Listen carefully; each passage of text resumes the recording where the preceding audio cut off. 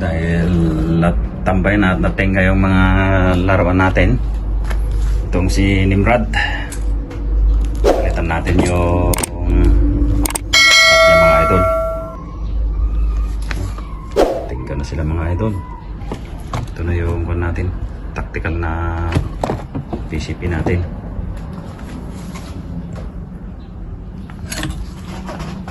Tara natin gawan ng bullpup.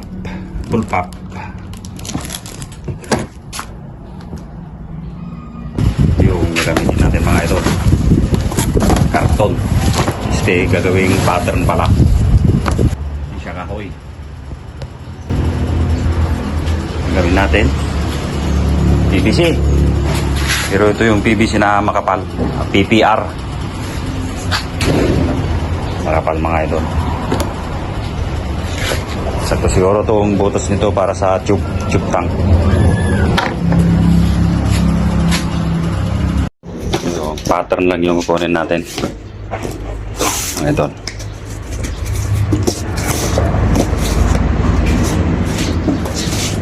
Pattern iyon ganyan na siya kababa pag na bullpup natin. Dito natin tatanip yung kanya trigger mechanism. May panghiraman tayo ng trigger mechanism kay Idol Repam. Bilhin na lang natin sa kanya yung dating kanya trigger mechanism kung bibigay niya. PVC na galing sa scrap punong mga aircon.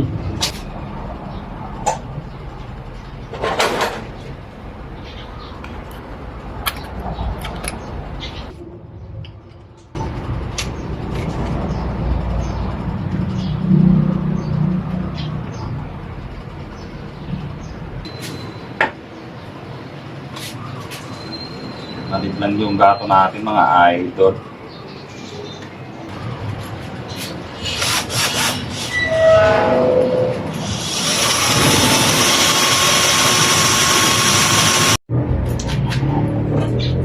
Natin mga idol. Bali, ang gagawin natin, i-grind natin ito. Kakat natin ng side saw o side grinder pala mga idol. I-grind natin to mga idol. Hindi ko na i-video kasi wala tayong ka safety. Yung guard nito, tinanggal ko kasi hindi kasya. Yan. Wala pa tayong safety suit. Kaya hindi ko na i-video mga idol na ikakat ko to. Papakita ko na lang mamaya pag nakat na. Pasensya na mga idol kung hindi ko na include yung video kasi wala tayong PPE gamit sa safety natin. Leather gloves, face shield, saka apron, leather. Kaya iba yung pag-iingat yung ginawa ko mga idol kasi konting kamali lang alam na. Nag-grind na natin. Ayan.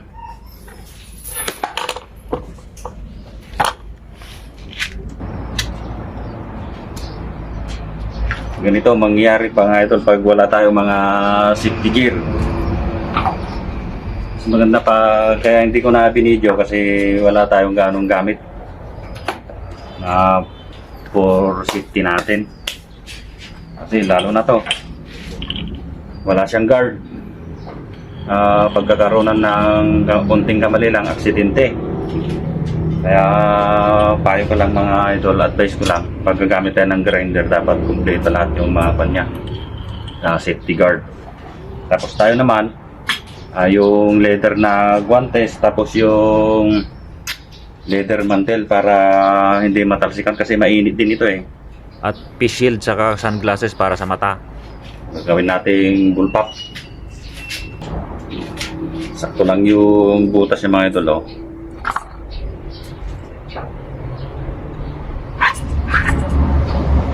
natin pa sa may yung butas niya sa may T-tube natin. Sakto-sakto.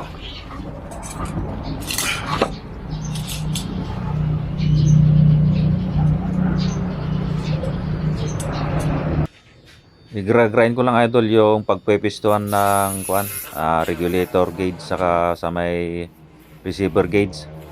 Kadalasan kasi na ginagawa yung kahoy. Try naman natin ngayon itong PPR na to kasi makunat to mga idol, hindi tulad sa PVC na manipis lang. Tapos magaan pa. Medyo makapal pa itong kwan natin mga idol. Bawasan pa natin itong side niya. So, hanggang dito na lang muna mga idol yung paggawa ng bullpup project natin kasi marami tayong trabaho. Focus tayo sa trabaho natin at saglit-saglit lang na tatapusin natin dito. Abang-abang lang mga idol. Isingit-singit ko na lang ito mga idol pag may time na naman. Salamat sa panonood.